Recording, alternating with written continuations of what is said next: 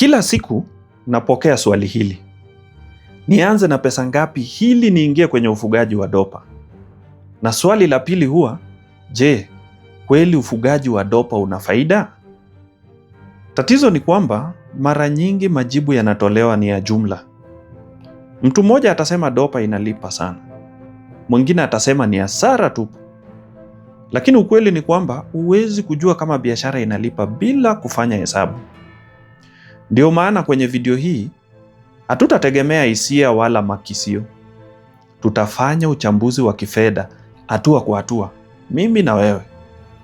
Tutaanza na mfugaji ambaye anaamua kuingia kwenye ufugaji wa dopa kwa kununua kondoo za dopa jike 10 ambazo tayari ziko na mimba, pamoja na ram moja ambaye ule tunamuita pedigree, yani ni pure kabisa, wa kuanza kujenga genetic nzuri za flock. Tutahesabu gharama ya kununua mifugo, tutakadiria gharama ya kujenga banda kwenye eneo la takriban 0.1 ya ekari. Ile hali maarufu inaitwa 1 ya shamba. Yaani hiyo ni sehemu 1 ya 10 ya ekari. Kwa mfano ni kama eka 1 imegawanywa mara 10, sasa wewe una sehemu 1. Pia tutahesabu gharama ya kulisha mifugo kwa mwaka mzima, tukichukulia kwamba malisho yote yananunuliwa bila kuzalisha shambani. Tutatumia makadirio ya kulisha kila dopa gramu 100 za concentrate na wastani wa kilo 2.5 za malisho kwa siku, ili tuone gharama halisi za uendeshaji. Halafu tutafika kwenye swali ambalo kila mtu anataka kujibiwa. Baada ya mwaka mmoja utakuwa umetumia kiasi gani? Utakuwa umeuza nini? Na je, biashara hii itakuwa imeleta faida au bado utakuwa kwenye uwekezaji wa mwanzo? Kumbuka, huu si utabiri wa kila shamba. Bei za mifugo, malisho na ujenzi hutofautiana kulingana na eneo na muda. Lengo la video hii ni kukupa mfano wa hesabu unaoweza kurekebisha kulingana na mazingira yako, ili ufanye maamuzi ukiwa na taarifa badala ya kubahatisha. Kwa hiyo, chukua kalamu na karatasi, kwa sababu leo tutafanya hesabu ambazo zinaweza kukusaidia kupanga safari yako ya kuanza ufugaji wa dopa kwa uhalisia.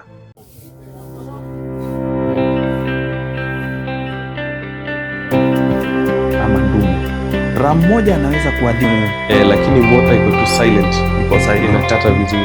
Karibu kwenye kipindi cha ufugaji wa dopa bora, mahali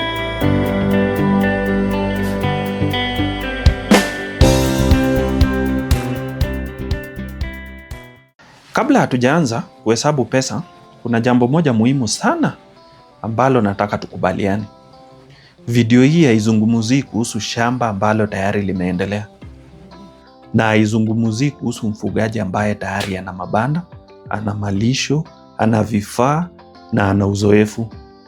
Leo tunazungumzia mtu ambaye ameamua kuanza ufugaji wa dopa kutoka sifuri. Kwa hiyo, tutaanza kama ambavyo wafugaji wengi huanza. Tuna eneo la kujenga banda, lakini hatuna banda, hatuna mifugo, hatuna malisho yaliyohifadhiwa, na pia hatuna vifaa vya kufugia.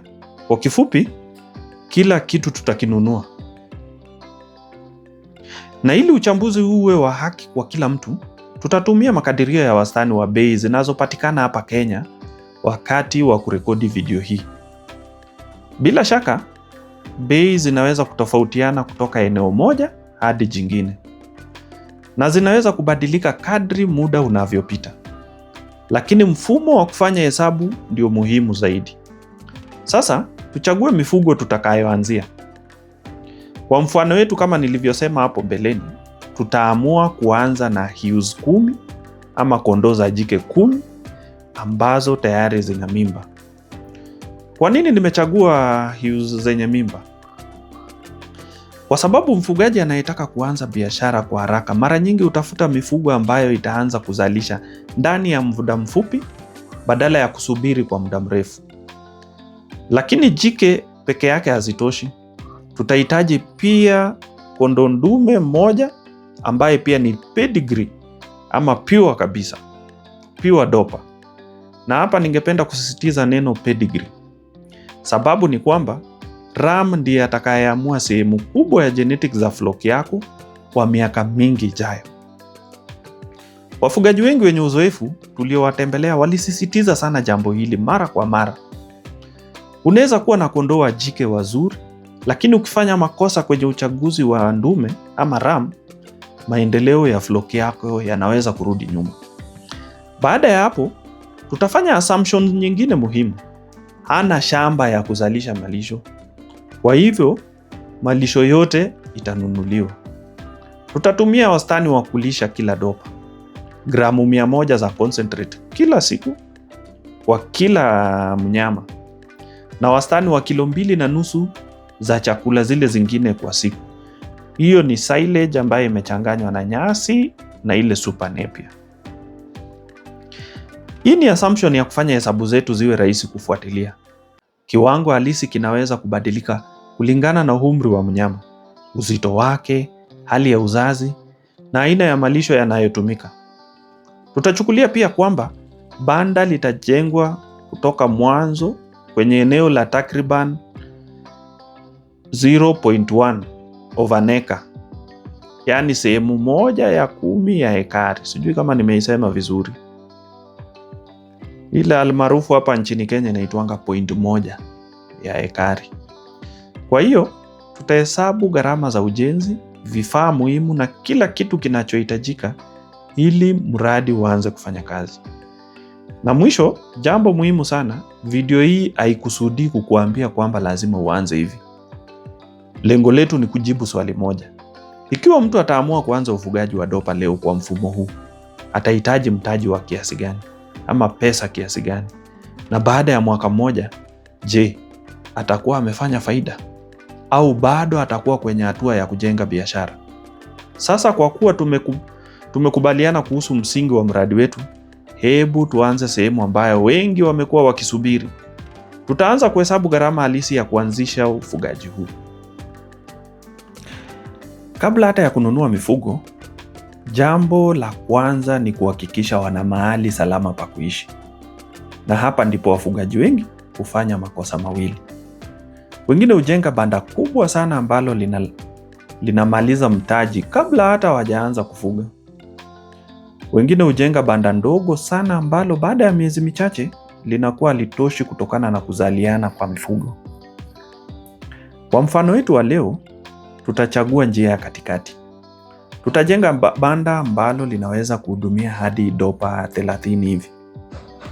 Kwa nini 30 wakati tunaanza na kondoo 11 pekee?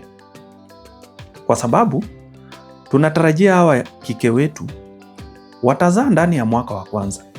Hivyo ni busara kujenga banda lenye nafasi ya ukuaji badala ya kulazimika kuongeza ujenzi baada ya miezi michache. Banda letu litakuwa la mabati ili kupunguza gharama wakati wa kwanza. Hatutaliinua juu pia kwa wakati huu.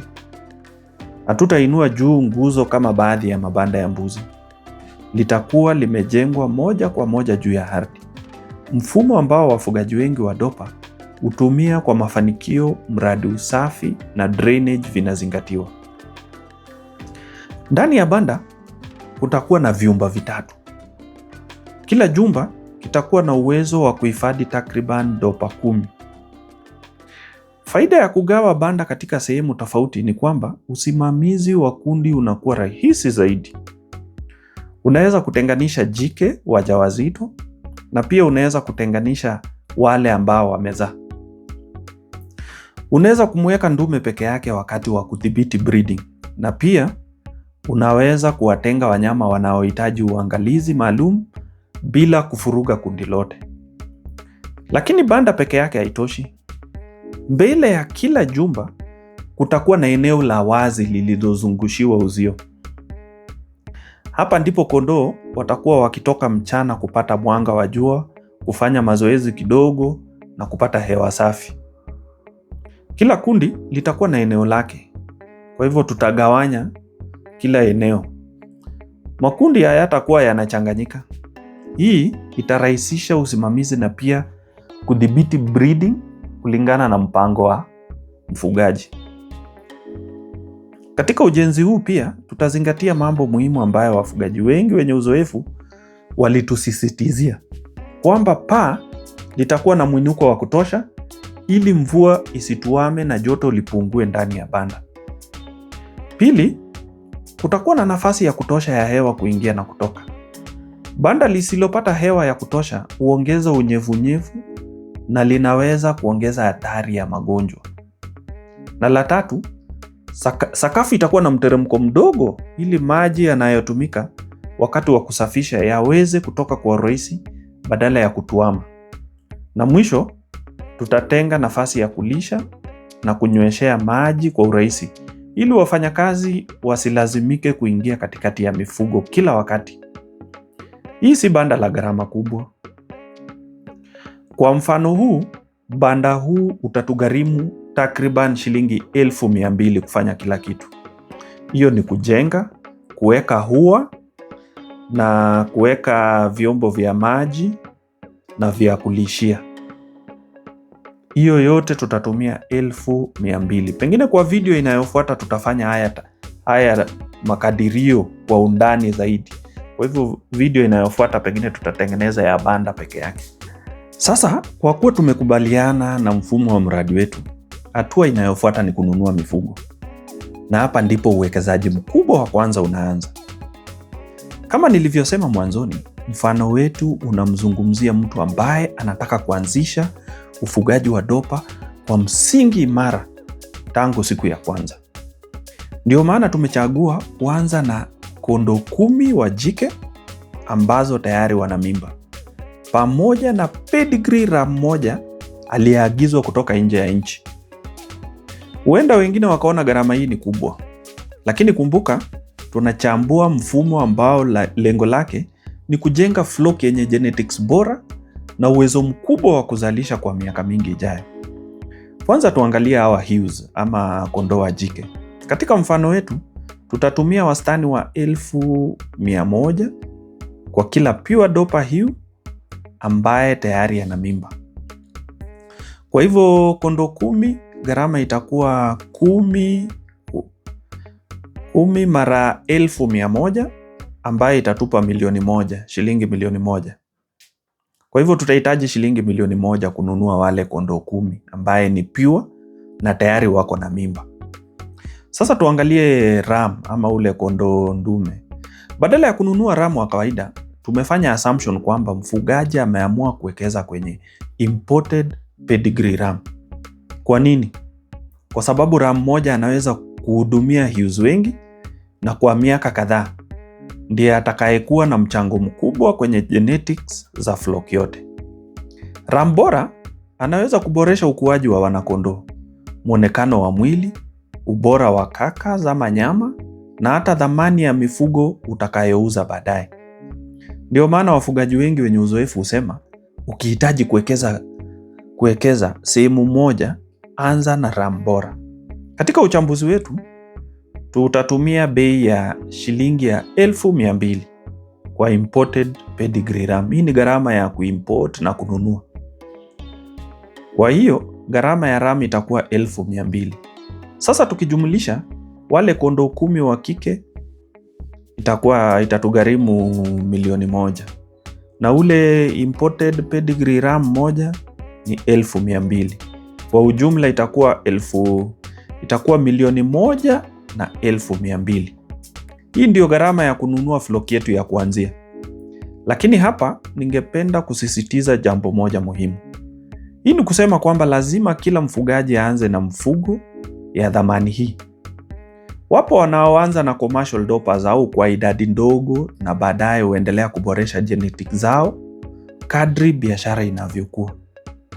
Lengo la video hii ni kuonyesha mfano wa uwekezaji wa mtu ambaye ameamua kuanza na pure breeding stock yenye ubora wa juu. Baada ya kujenga banda, sasa tunaingia kwenye gharama ambayo wafugaji wengi huogopa kuliko zote. Na hiyo ni gharama ya chakula. Kwa kweli, kwenye ufugaji wa dopa, chakula ndio gharama kubwa zaidi ya uendeshaji. Ndio maana wafugaji wengi wenye mafanikio huwekeza muda mwingi kupanga malisho yao kabla hata hawajanunua mifugo. Kwa mfano wetu wa leo, tutafanya assumption kwamba mfugaji ana shamba la kuzalisha malisho. Kwa hiyo, malisho yote atanunua. Ili kufanya hesabu zetu ziwe rahisi kufuatilia, tutatumia mfumo mmoja wa kulisha wa mwaka mzima. Kila dopa atapata wastani wa gramu 100 za concentrate kwa siku. Na kwa bei ya kawaida, concentrate huuzwa shilingi 40 kwa kilo. Hiyo inamaanisha kila dopa atatumia chakula cha concentrate chenye dhamani ya takriban shilingi 4 kwa siku. Kwa mwaka mzima, dopa mmoja atatumia concentrate zenye dhamani ya shilingi 1460. Kwa flock yetu ya kondoo 11, gharama ya concentrate kwa mwaka itakuwa shilingi 16,060. Sasa tuangalie roughage, ambayo ndiyo sehemu kubwa ya lishe ya dopa. Tutatumia kwa mfano huu wetu, tutatumia mchanganyiko wa silage ya mahindi pamoja na boma rods iliyokatwa vizuri. Kila dopa atapata wastani wa kilo 1 ya silage kwa siku.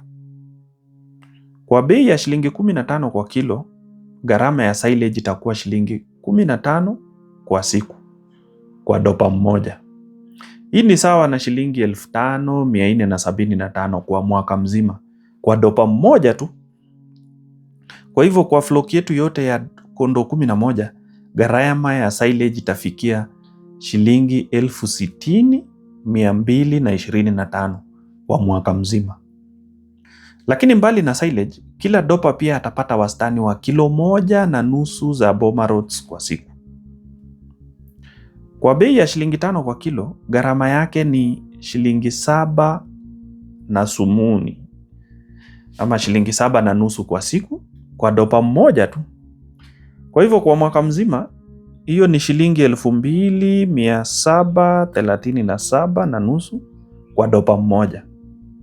Kwa hivyo kwa flock yetu yote ya kondoo 11, gharama ya boma rods itakuwa shilingi 30,112.5. Sasa hebu tujumulishe. Tumesema concentrate ni 16,060. Alafu silage, tuongeze silage 60,225. Na boma rods ni 30,112.5. Hii itatupa jumla ya shilingi 106,397.5 kwa mwaka kulisha kondoo 11 ama kondoo 10 pamoja na ram moja. Ukigawanya kwa miezi 12, ni wastani wa shilingi 9,100 kwa mwezi walisha wale kulisha kundi lote. Na ukiangalia kwa siku, unatumia takriban shilingi 292 kulisha flock yote ya kondoo 11. Na hapa kuna somo muhimu sana. Wafugaji wengi huangalia bei ya kununua dopa, lakini usahau kupanga gharama ya kuwalisha baada ya kuwanunua. Kwa maoni yangu, ukiweza kupanga chakula vizuri, tayari umeweka msingi mzuri wa kufanikiwa kwenye ufugaji wa dopa. Lakini kumbuka, huu ni mfano ambao tumechukulia kwamba malisho yote yananunuliwa. Katika maisha halisi, mfugaji anayezalisha sehemu ya malisho yake mwenyewe anaweza kupunguza gharama hizi kwa kiwango kikubwa. Na hili ndilo tutaloliona baadaye tutakapojadili mbinu za kupunguza gharama za uzalishaji. Baada ya kuhesabu gharama ya kununua mifugo, kujenga banda na kupanga chakula, kuna jambo moja ambalo wafugaji wengi ulisahau. Na jambo hilo ni gharama za kuendesha shamba kila siku. Biashara yoyote haiendeshwi na mifugo pekee. Inahitaji watu, inahitaji usimamizi na inahitaji matengenezo ya kila siku. Kwa mfano wetu wa leo, tutachukulia kwamba shamba linaajiri mfanyakazi mmoja wa kuhudumu. Kazi yake itakuwa kulisha mifugo, kusafisha banda, kuhakikisha maji yanapatikana muda wote, kufuatilia afya ya mifugo na kusaidia shughuli za kila siku shambani. Tutatumia mshahara wa shilingi 7,000 kwa mwezi. Kwa mwaka mzima, gharama ya mfanyakazi itakuwa shilingi 84,000. Lakini hata ukiwa na mfanyakazi mzuri, bado utahitaji ushauri wa kitaalamu. Ndio maana katika mfano wetu tutatenga shilingi 2,000 kila mwezi kwa huduma za mtaalamu wa mifugo. Hii si kwa sababu kondoo watakuwa wagonjwa kila mwezi. Ni kuhakikisha unapata ushauri wa mara kwa mara kuhusu afya ya mifugo, ratiba za deworming, breeding, lishe na hatua za kuchukua kabla tatizo halijawa kubwa. Kwa mwaka mzima, gharama hii itakuwa 24,000. Pia, kuna gharama ndogo ndogo ambazo mara nyingi hazionekani kwenye karatasi, lakini zipo kila mwezi. Hizi ni pamoja na sabuni za kusafisha vifaa na banda, umeme, pamoja na matumizi mengine madogo madogo ya kila siku. Kwa mfano wetu, tutatenga shilingi 1,500 kwa mwezi. Kwa mwaka mzima, hiyo itakuwa 18,000. Na hatimaye, kuna jambo ambalo halipaswi kupuuzwa hata siku moja: vaccination. Kinga ni nafuu kuliko tiba.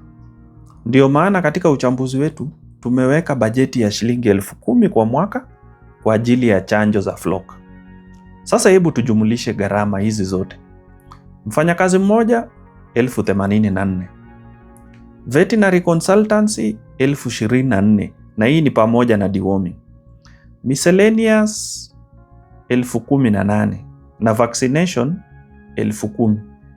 Hii inatupa jumla ya 136,000 kwa mwaka. Na hapa kuna somo ambalo ningependa kila mfugaji alikumbuke. Usipange bajeti ukizingatia tu gharama ya kununua mifugo na chakula. Shamba lina gharama za kila siku ambazo haziwezi kuepukika. Ukiziacha nje ya hesabu zako, unaweza kudhani biashara inaleta faida kubwa kuliko hali ilivyo. Lakini ukizijumuisha mapema kwenye mpango wako wa kifedha, utaweza kufanya maamuzi sahihi na kuendesha ufugaji wako kama biashara ya kweli, si kwa kubahatisha. Sasa kwa kuwa tumekokota gharama za uendeshaji, hatua inayofuata ni swali ambalo kila mtu amekuwa akisubiri. Kwa mwaka wa kwanza, mifugo hii itazalisha mapato ya kiasi gani? Baada ya kuhesabu gharama zote za kuanzisha mradi huu, sasa umefika wakati wa kuona upande ambao kila mfugaji husubiri kwa hamu: mapato. Lakini kabla hatujazungumzia fedha zitakazoingia, lazima kwanza tuangalie kile kinachotokea kwenye flock yetu. Kwa mfano huu, tutafanya assumptions kwamba wale kondoo wetu wa kike 10 walikuwa tayari na mimba wakati wa kununuliwa, na wote walizaa ndani ya miezi 2 ya kwanza. Ili kufanya hesabu zetu ziwe rahisi, tutachukulia kwamba kila kondoo alizaa mwanakondoo mmoja.